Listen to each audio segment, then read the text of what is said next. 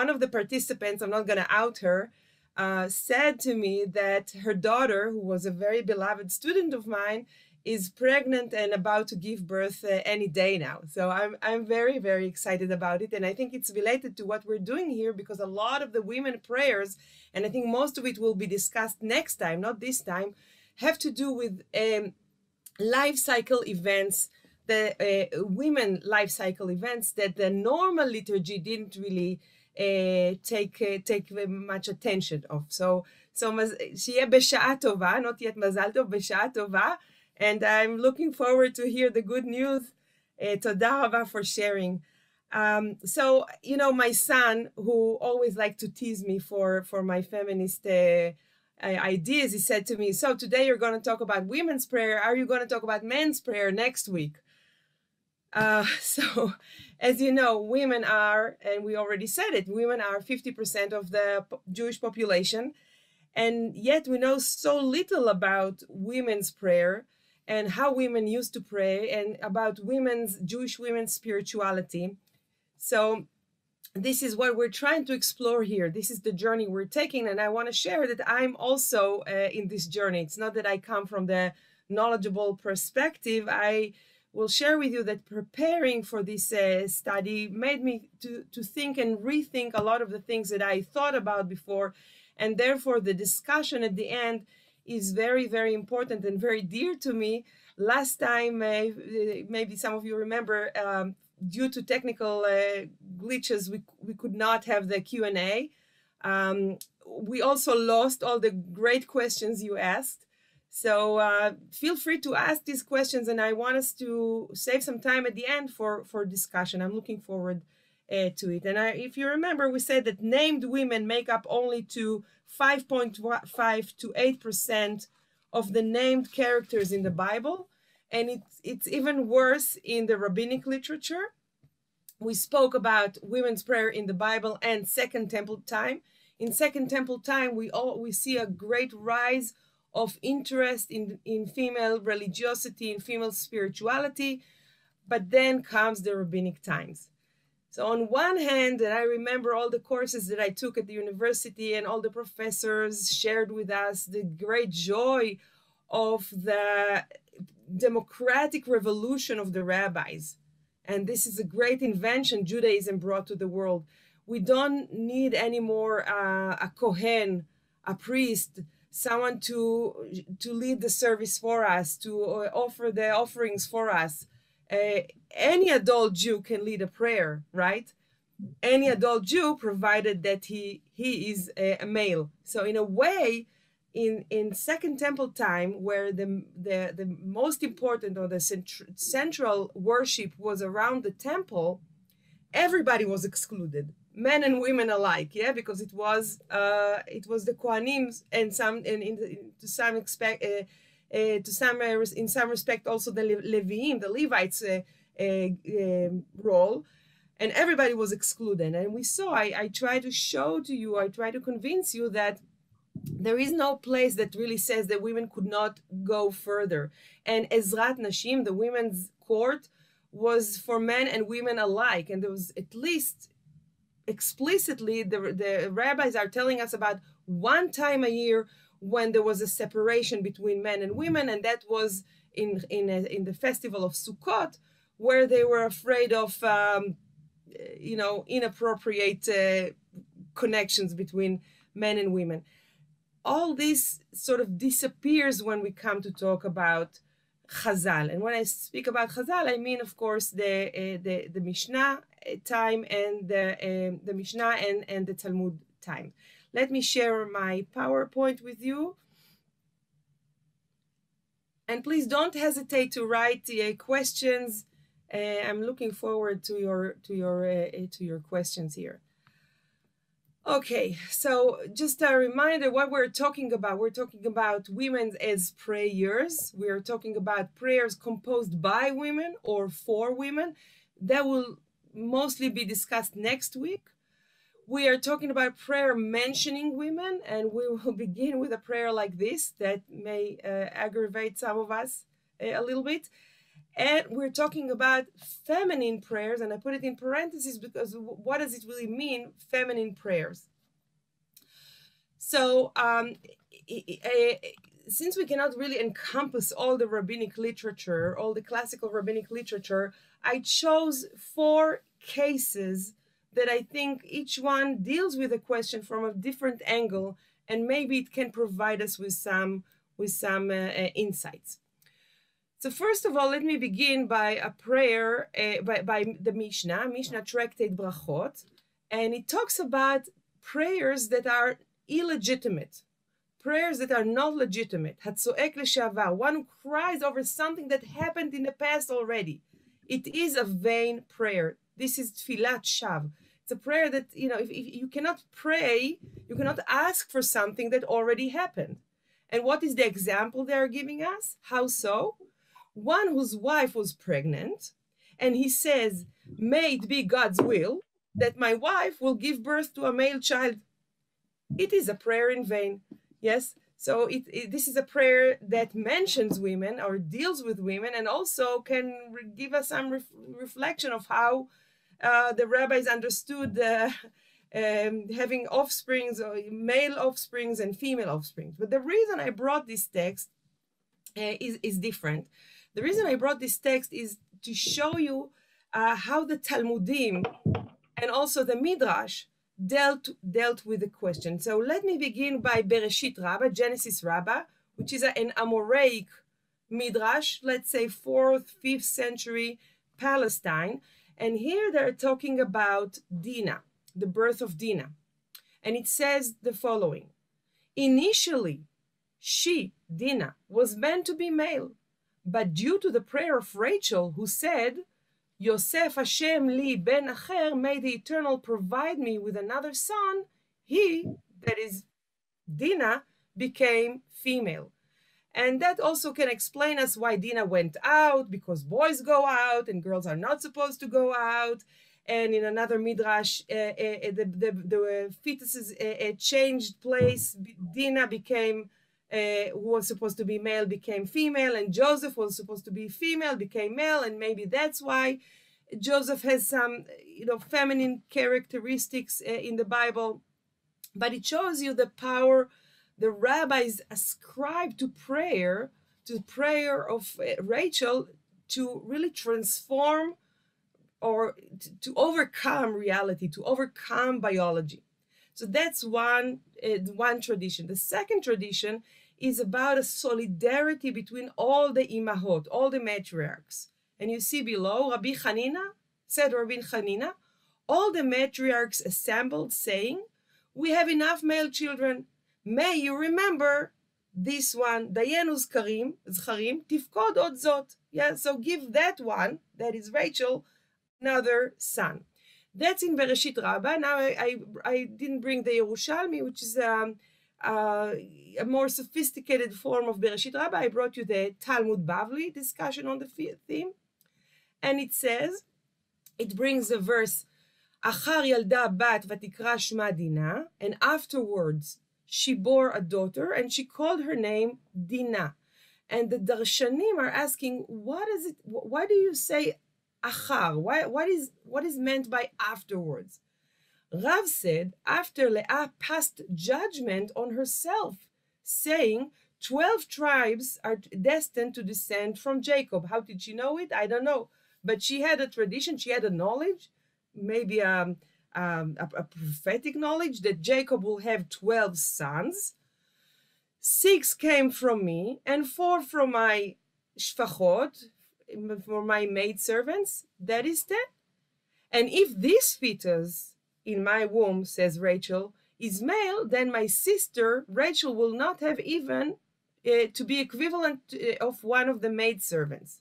Immediately the fetus was transformed into a girl, as it is written, and she called her name Dinah. Vatikra et shema Dinah. So here you see 3 traditions.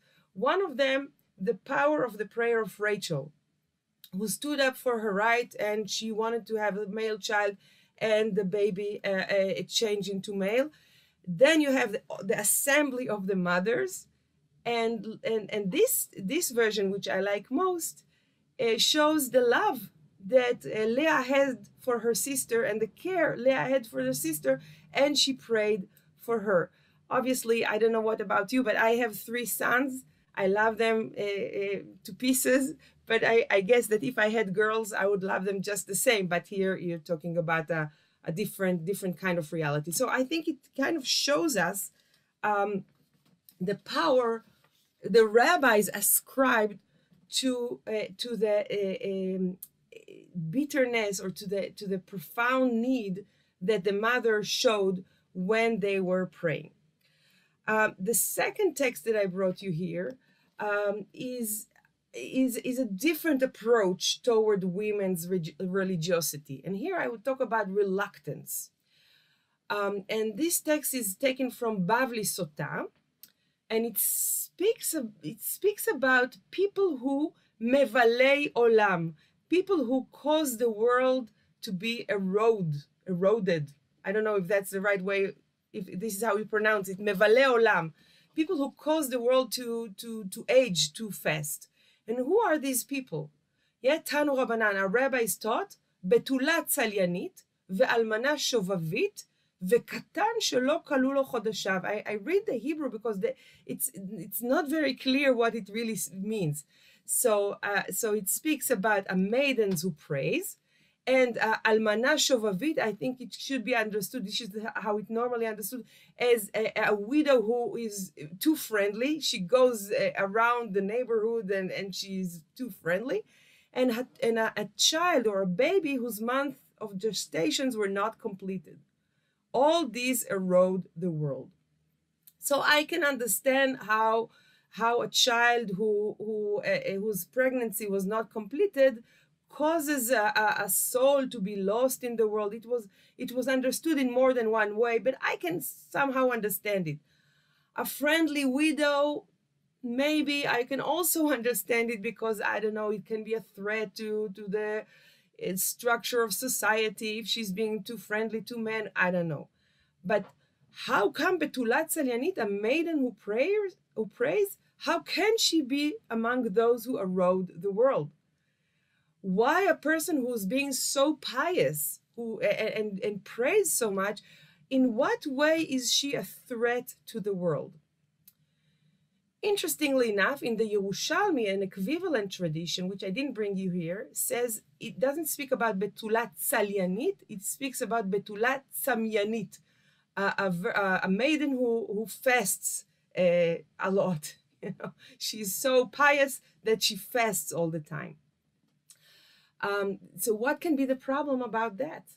Maybe the rabbis didn't like women to pray so much, or to be so much in this immediate connection with the divine. Maybe they saw it as a threat. By the way, the Tosfot, the medieval commentators of the Talmud, speak very harshly about this Betulat Salyanit. They say that she just pretends to be so pious, but actually she behaves inappropriately. But why would we assume that from this text? And indeed, the Talmud is asking, Ini, yeah, is it really so? Is that the situation? And I skipped a little bit because I skipped just to the question of the Betulat Salyanit. Rabbi Yochanan heard a certain maiden who fell on her face in prayer, saying, just to mention, the falling on one's face means the spontaneous, the very emotional leaded tefillah of individuals. This is not the normal tefillah, shacharit, mincha, arvit. This is a prayer that comes from the depth of someone's soul when someone falls on their face. And we also have quite a few cases in the Talmud when this kind of prayer brought to disaster in the world, or to the death of a person. When one falls on one's face, that's a very, very powerful prayer. Now, what is the content that Rabbi Yochanan overheard this Betulat Salyanit, this maidens who pray? What was she saying? Master of the universe, you created the Garden of Eden, and you created Gehenna, right? You created righteous and you created the wicked. May it be your will that men shall not stumble because of me. Now, here is, I left the translation as I found it, but this is not exactly what the Hebrew says. The Hebrew says, "Shelo yikashlu b'bnei adam," may not human beings stumble because of me. The translation took it to the sexual realm. So I think what Rabbi Yochanan is providing us here with is a view of a woman who sees herself as an obstacle. She sees herself as someone who can cause other people to commit sin. And I think this is a terrible thing for a person to go around the world and see themselves like this. So I don't know if this is what she really says, or this is what Rabbi Yochanan assumed she was saying. What I do know is, and this is very unfortunate, that today certain educators in some denominations of Judaism use this prayer to sort of encourage women to be modest, to be tznu'ah, to be aware of the potential she has to create sin, or to cause other people to stumble because of her. So I think here in this text you can see the reluctance, at least some rabbis had, toward women's spirituality, towards women's religiosity, toward women's desire to pray. I move on. What about liturgical duties? This is a very famous text and a lot was written about it. We will only deal with it very, very shortly. So in the Mishnah, it speaks about women, slaves, and minors. Look at the grouping. Women are grouped, and this is a very common thing, with slaves and minors. That is to say, people who are not free, people who are not their own adonim latzmam, are not their own owners, as it were. So women, slaves, and minors are exempt from the recitation of the Shema and from tefillin. However, they are obligated in prayer, and when the rabbis are talking about prayer, they mean the Amidah, the 18 benedictions, the Mezuzah, and Birkat Hamazon, the grace after meal. Now, the question is why women are exempt from Kriyat Shema. Two mainstream explanations for that. One of them has to do with the fact that the recitation of the Shema is a time-bound mitzvah. It is a mitzvah that can be done only on certain hours. And how can you be a slave to two masters? You know, a woman is a slave to God, and she's also a slave to her husband or her children. So how can you really oblige her to pray or to recite the Shema at certain hours when she cannot really be sure she can do that? However, the lack of independent property and authority in this restricted group is very, very interesting, I think. The second reading of this exemption has to do with the fact that the recitation of the Shema is also a symbolic Torah study. Are women exempt from Torah study? Yes or no? We see that there's a discussion in the Talmud about it. I did not bring it here because we're talking about tefillah, not about the study of Torah. But I just wanted to cite Moshe Benovich, who calls this kind of mitzvot, this kind of commandments, conversation pieces. Yeah, and what are these mitzvot? These mitzvot gives you the opportunity to think, to reflect, to speak, to learn about who you are, about your identity, about your role in the world. And if women are exempt from these mitzvot, what does it say about them as Jews? I think the most well-known example is that women are exempt from the reclining on Passover. So the simple understanding is, yeah, someone has to serve the food, or maybe it's not modest enough, and maybe we do it in order to make it easier for women. Yeah, but in fact, when you exempt women from the reclining in Pesach, you exempt them from the need to reflect about Yetziat Mitzrayim, about the Exodus, about redemption, about what does it mean to be a daughter of Israel, all these things. And only Isha Chashuva, only important women who have someone else to serve instead of her, she is obliged to recline on Pesach, Lehasev. And of course, I think it is also very well known that modern commentators and modern halachists says, Kol hanashim shelanu chashuvot. All our women are important, therefore we try to make it egalitarian. But you can see that here, women are exempt from Kriyat Shema, which is the most, maybe the most ancient and most emotionally led part of the tefillah. Yeah, when we really consider ourselves as a people, when we think about God's oneness, and if women are exempt from this, then what does it really say about them? But just not to put it in a negative way, I wanted to bring you also another text, also Palestinian text, also from Eretz Israel, from Tractate Sofrim, which is already, this is one of the minor tractates. It looks as if it's a Mishnah tractate, but it's actually a Geonic text. That is to say, after the redaction of the Talmud, so many discussions where to date it. Is it 6th century, 7th century, 8th century? I'm not going to go into that right now. But what it says here, and this is why I brought it here to you, women are obligated to hear the reading from the book as are men. And when we're talking about reading from the book, we're talking, of course, about the Torah portion, reading from the book of Torah, which was the initial activity in the ancient synagogue. And then it continues, and they, the women, are obligated for the recitation of the Shema and the prayer and the grace after meals and the mezuzah. Yeah, so here you see a different version, a different text, and it does oblige them to recite the Shema. Now, if they do not know the holy language, one teaches them in any language, right? We saw in Tractate Sotah that you can recite the Shema in any language you choose to. This is not something Jews normally do, but you are allowed. Yeah, so you can teach them in any language which they understand and study. Thus, they say, the rabbi said that one who blesses must raise his voice. Yeah, so when you bless, it's not just mumbling to yourself. You have to raise your voice for his small sons, his wife, and his daughters, so that they should also hear that.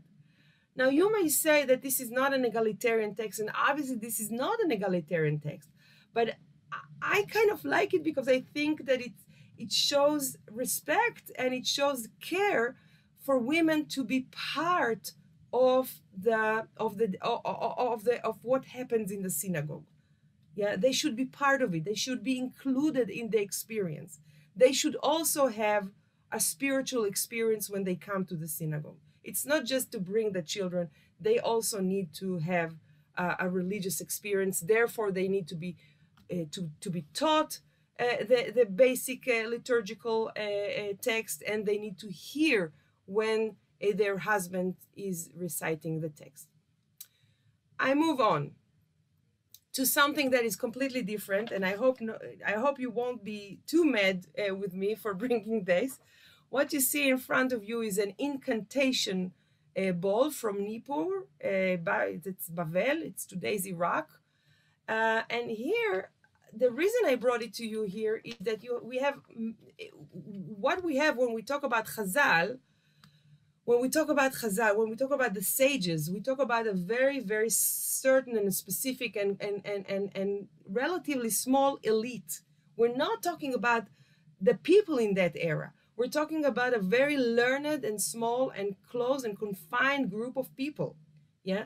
So when we look for women in the rabbinic literature, that's a very good thing. But we have to remember that a lot of people were not exposed to the rabbis. Yeah. I think today we understand it. Maybe in the scholarship of the 19th century, people read the Mishnah and say, yeah, of course, everybody recited the Shema twice a day and everybody prayed and everybody did Today we know that it is not necessarily the case. but these are the texts that we have, and we know that the winners are those who write the history. But in fact, we know of many alternative religious activities, or activities that had to do with spirituality. Maybe some of them had to do with the realm of magic that women were part of. And that's why I brought you the magic incantation, the magic balls here. And this is a practice that is very, very well known and documented between the 4th and the 8th centuries. And according to at least some studies on the field, at least almost half of the people who purchased magic balls were women. We know also about the connection between women and magic. The rabbis discussed it extensively. Does it mean that women were very much in the realm of magic, or that their spiritual aspiration were deemed as magic? And we know it also from the non-Jewish world. We also have scholars who believe that women were among those who wrote some of these magic balls. So I don't know really, but what I want to say here, the reason I brought you this text that is an incantation against all kinds of demons and evil spirits and evil beings that may harm those who live in this house. This was something that was very well spread, probably more, at least in some eras, than what the rabbis were writing. And these magic balls were buried under the doorpost of people. It serves in a way as the same function as mezuzah. Some of them are in Hebrew or Aramaic or Mandaic, which is an Aramaic dialect. Some of them were made by Jews for Jews, and some of them were made for non-Jews. That is to say, here we have some sort of religiosity that doesn't know the limits or the borders of religion in a way. So I brought it to you because I wanted to sort of broaden the picture and to acknowledge the fact that we really know very little about the religiosity of the individual in late antiquity, and definitely about the religiosity of women. I move on. I see people write in the chat. I can't see it right now, but we will collect all the questions, and that's very good. So please continue. Now, what I would like us to do is to see where the rabbis are explicitly talking about gender, and how they sort of place themselves in the story. So 3 blessings that are recited today in some circles in the morning blessings, in the framework of the morning blessings. We find them for the first time in the Tosefta, which is a Tanaitic compilation, 3rd century. And here we see that Rabbi Yehuda says one should recite 3 blessings every day. Baruch, yeah, it doesn't give the entire formula of the blessing, but we can imagine that they just didn't want to write the name of God in vain. So praise, who did not make me a Gentile, who shelo asani goy. Praise, who did not make me an ignoramus, bur, shelo asani bur. Praise, who did not make me a woman. Later on, and we see that in the Talmud Bavli, in Tractate Menachot, the blessing of the bur, of the ignoramus, was changed into the blessing of the eved. Thank you, God, who did not create me a slave, eved. And that's the text that we have today in many Sidurim. So what do we see here? We see that the prayer, in a way, sort of places itself. Look at the picture I put on the left side, in the middle of 3 circles. One has to do with nationality, thanking God who did not create me a Gentile. One of them has to do with the social status. Thank you, God, for not creating me an ignoramus, or later on a slave.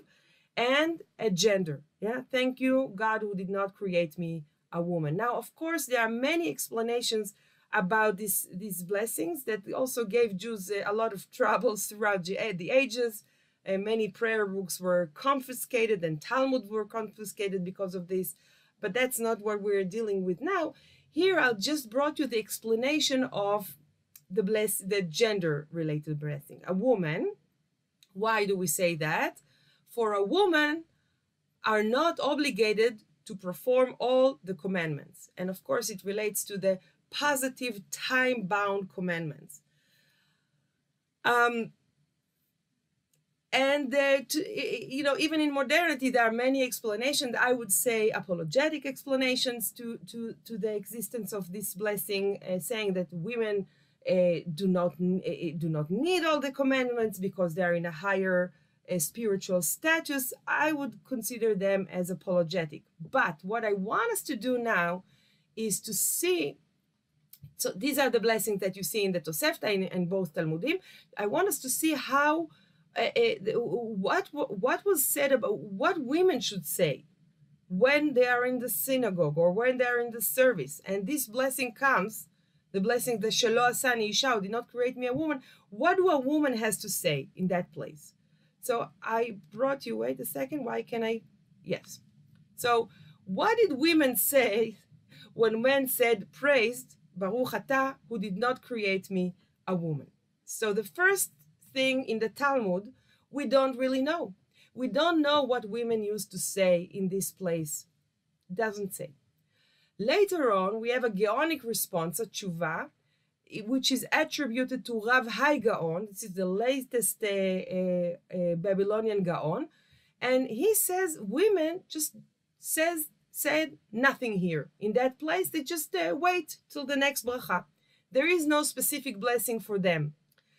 And in fact, I'm very happy about this response because it tells me that women were praying, that women were present in the synagogue, because in the Gaonic time, the morning blessings were transformed into the synagogue. So in that particular moment, they just waited for the kahal to say the blessing, and they joined in the next blessing. So that's solution number 2. Solution number 3. Here we're already in the high Middle Ages. Rabbi Yaakov ben Asher was born in Germany and lived much of his life in Spain. And he says, Baruch sha'asani kirtzono. Praised are you who created me according to God's will. And how are we to understand this blessing, which is found today in many Sidurim, although in some Sephardic Sidurim without the full formula of the blessing, the Baruch Atah Hashem Eloheinu Melech Haolam, because you cannot find it in the Talmud. It's a later bracha. How are we to understand it? So different commentators understood it differently. Rabbi Yaakov ben Asher says she has to say it as if she accepts the bad decree. Yeah, what can I do? That's how you wanted to create me. Other legalists, like Turei Zahav, says the opposite. Yeah, you created me according to your will. Yeah, so she says it in a positive way. But you can see that this is not a clearly equivalent text to that of the men say. Another text here that we find that is documented around this time by Rabbi Israel Isserlein, who lived in Ashkenaz, he worked in the 15th century. He knows this blessing, Baruch Sha'asani Kirtzono, but he documents another blessing that he heard, Baruch Shelo Asani Behema. Praised, yeah, who did not create me an animal or a beast. Maybe I should translate it as a beast here. Yeah, thank you, God, who did not create me a beast. So a man, so in a way, it places women. I think it's very, what can I say, difficult, because a man says, "Thank you for not creating me a woman," and a woman, "Thank you for not creating me an animal." Because so in a way, a woman is somewhere in between real human being, which is a man, and an animal. Thank God this blessing is not so much, is not in use. Yeah, we see some text in the Geniza that had to do with behema, but it did not really enter the Sidurim. The next text, in which I want to show you now the manuscript, is by Avraham Farisol, Avraham Farisol's version. Avraham Farisol was a very learned Jew who who was born in southern France and moved to Italy and lived most of his life in Ferrara. He was very well known as a cantor and as a teacher and as a physician and also as a copier. Is that how you say it? Compiler or copier of manuscripts. And let's see one of them. Number 6, of course, is modernity. What you do with this blessing in modernity, but that's of course not today. Maybe next week we will have a chance to see the very, very interesting things that have to do with this blessing in contemporary Judaism. So let's see what Avraham Farisol did. This is his picture. I like it very much. And this is his Siddur.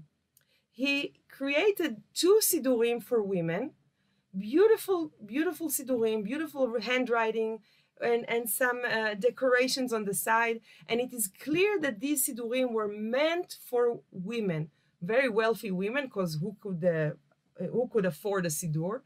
And you can see that the text here speaks about the prayer as in feminine voice. And you can see here, this is I enlarged it a little bit.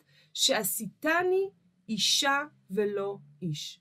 So instead of saying like the man says, thanking God who did not create me a woman, or instead of women who say, you created me according to your will, to God's will, here it's that you made me a woman and not a man, that you created me a female and not a male. And that's a very, very interesting text. This Siddurim, he created 2 Siddurim like this, 2 prayer books like this, and they are very, very well documented in their research. Many, many feminist researchers like them so much because this is a precedented text that is very interesting for us. And this Siddur maybe will be a segue for our discussion in the medieval text. Let me show you another prayer book that I find very interesting. And here I take it from an essay by Dr. Evelyn Cohen. This is an Italian Siddur from 1461, made by Joel ben Shimon Feibush, and it was made for Menachem ben Shmuel and his daughter Maravilha. I think that's how you have to pronounce her name.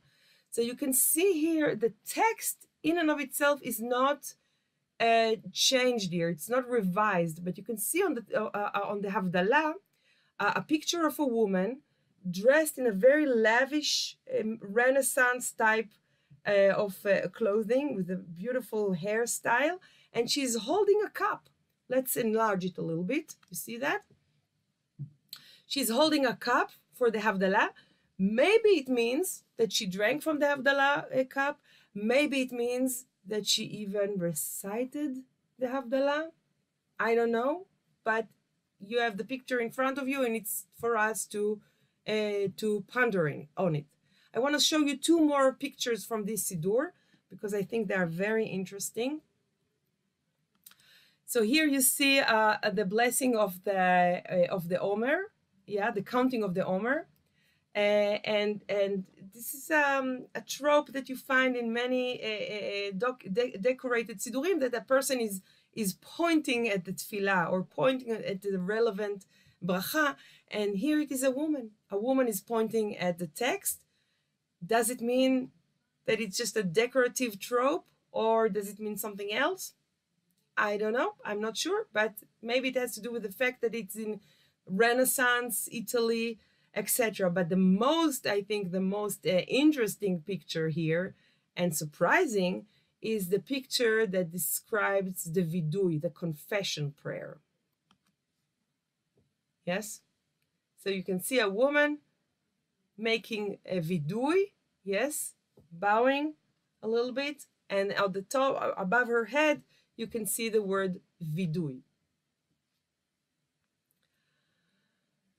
I just want to talk a little bit about a few other things here. And again, we're walking in a very incognito kind of land here, because we really don't know a lot about what happened in the medieval time.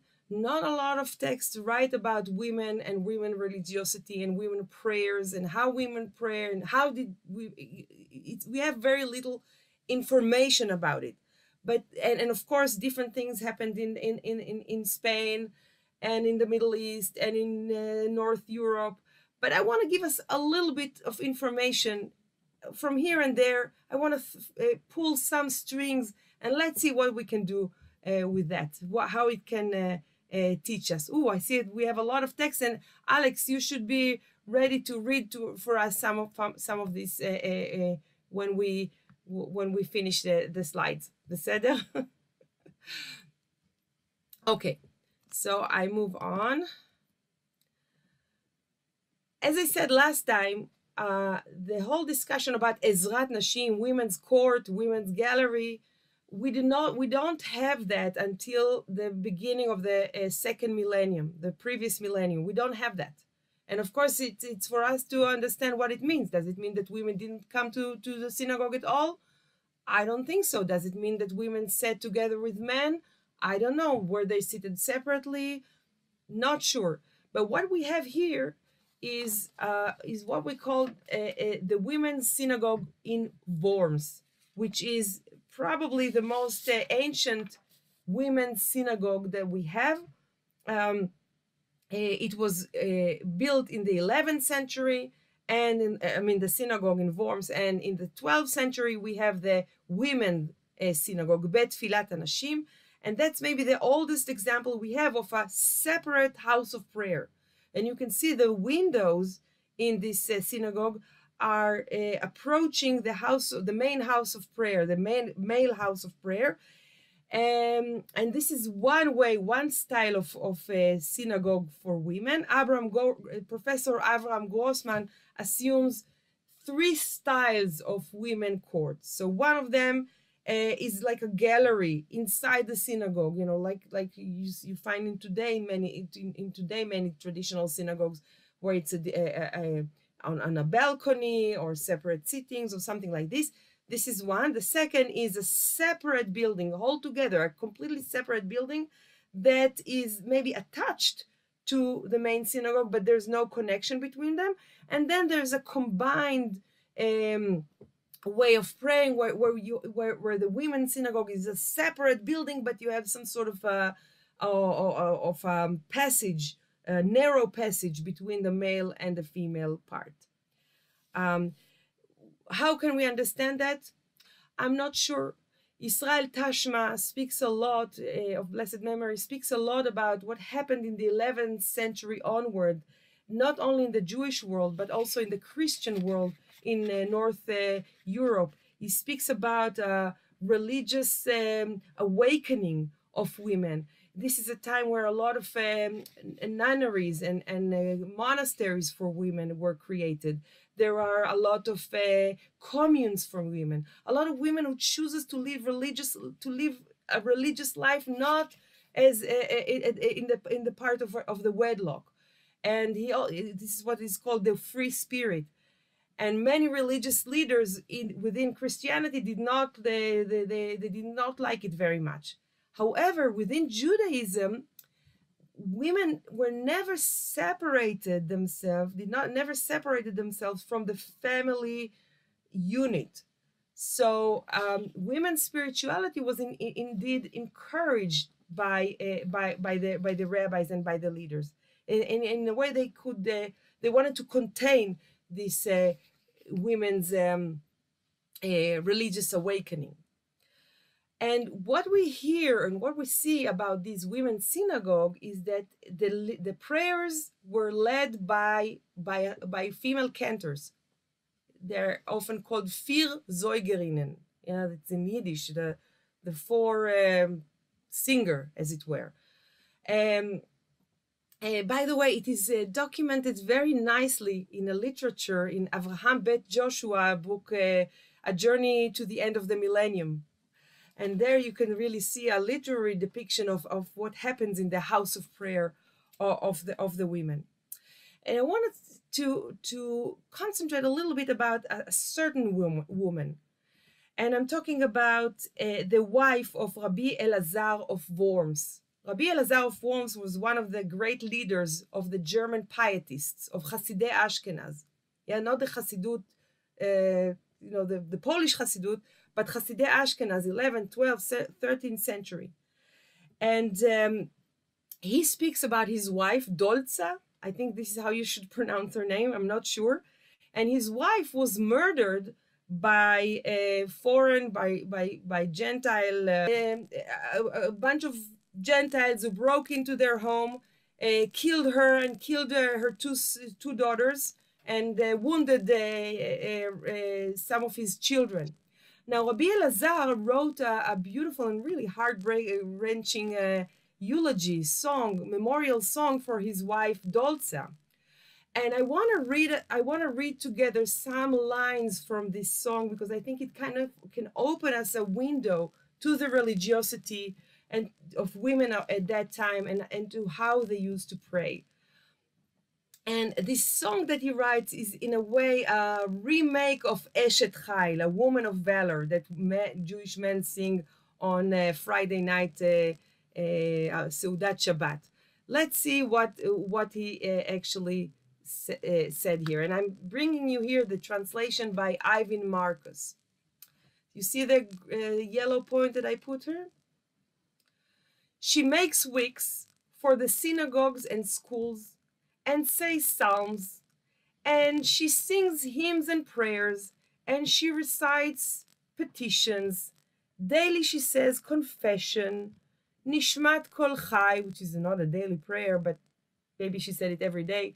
V'chol ma'aminim. She said pitum aktoret, which is the incense, the temple incense related liturgy, and the 10 Commandments. Yet, until now, it speaks about a very activist woman who does a lot of things for the synagogue, but also she prays a lot. Yeah, she's a very in a praying mode, and he congratulates her, or he commends her for that. And then he says, in all towns she taught women so that they can chant songs. Yeah, so she had a special role among women. What did she do? Her role, her position, her part was to teach women how to pray. And maybe she led them in prayer, and maybe she translated the prayer for them, because this is something we often hear when we read about medieval sources, that women really wanted to pray, but they never got a proper education. Unlike Jewish boys, and this is again something that is very unique about the Jewish tradition, every child deserves to, or requires to learn to read and write, but every child, provided that is male. Women did not. Yeah, so what about women's literacy? Many women were literate, but in the vernacular, not in the Hebrew. So she was teaching them. She knows the orders of the morning and evening prayers, and she comes early to the synagogue and stays late. This is, by the way, one of the things we often see in rabbinic writings. People rebuke women who leave the synagogue too early or come too late. So she comes early and she stays late because she loves to be in the synagogue. This is really her place. She stands throughout Yom Kippur and prepares the candle beforehand. Yeah, she honors the Shabbat and the holidays as the Torah scholars. Yeah, and then and it continues on and on. But you can see that we're talking about a woman who is very, very pious.